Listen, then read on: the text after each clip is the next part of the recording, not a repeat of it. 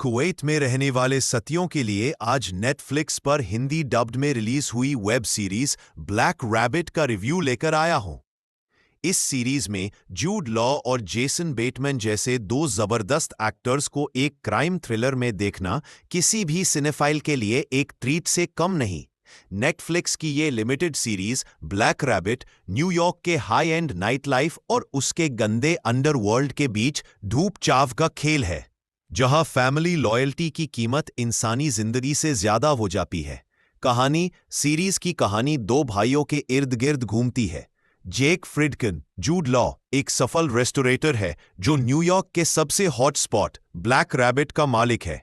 उसका करियर बुलंदियों पर है, तभी उसकी जिंदगी में लौटता है उसका बिगड़ा हुआ मुसीबतों का पिटारा छोटा भाई विंस जेसन बेटमैन। विंस के साथ आते हैं उसके पुराने कर्ज और खतरनाक क्रिमिनल कनेक्शन।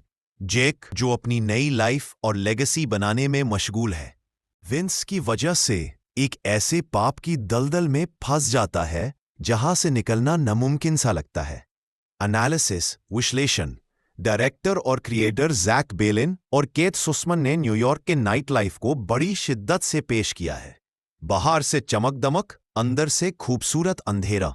सीरीज का मूड और एस्थेटिक्स काफी डार्क और इंटेंस है, जो इसे एक अच्छी थ्रिलर की फीलिंग देता है, लेकिन इसके स्लो बर्न पेस और काफी हद तक अनलाइकेबल कैरेक्टर्स इसकी सबसे बड़ी कमजोरी है।